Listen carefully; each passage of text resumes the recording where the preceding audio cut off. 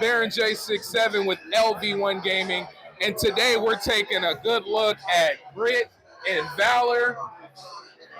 Can you, and who are we speaking with today? So my name's John. I'm the CEO and founder of Milky Studios, the studio behind Grit Valor. All right. Can you tell us a little bit about Grit and Valor? Yeah, so Grit Valor is a real-time tactics roguelite. The game is set in 1949, in an alternate reality where World War II is still raging on. In this world, Axis forces have eliminated Europe using their Legion of Iron Giants, or mechs, as we know them. In Grit and Valor, you play basically the commander of a group of allied resistance fighters and their captured mechs, taking the fight back to Axis behind enemy lines.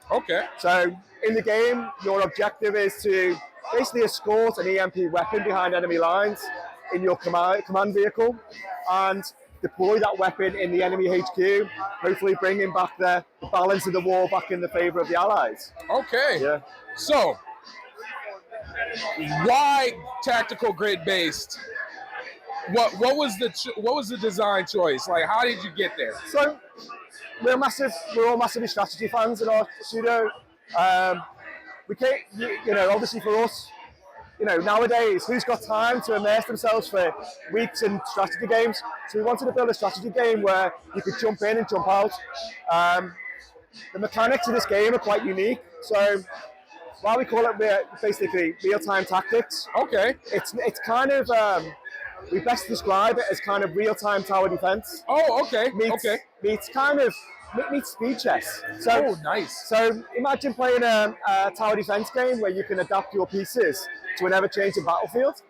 But also, imagine, obviously, at the same time, you've got a command vehicle which is like a king in a game of chess, and you've got to protect it. So you've got a squad of 3 mechs, each with their own strengths and weaknesses, and you've got a command vehicle that you need to protect.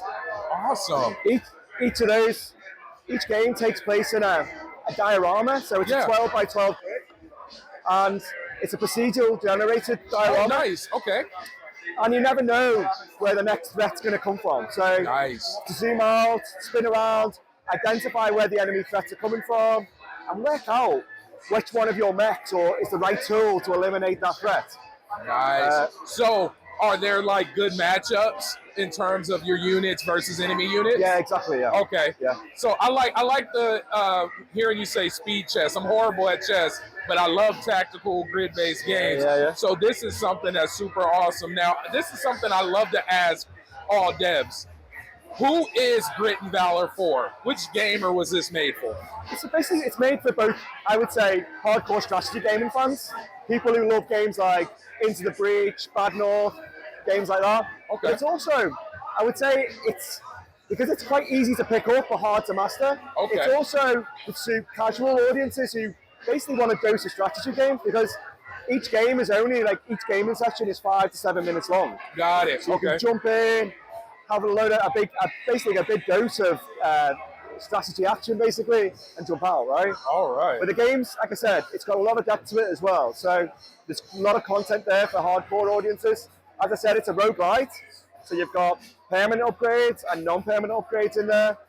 You can basically choose how you want your loadout or how your mech squad you want them to be, and personalize them to suit your playstyle. So there's tons of depth there, right? That is so dope. That was actually going to be my next question. So when can we expect to get hands on Grit and Valor?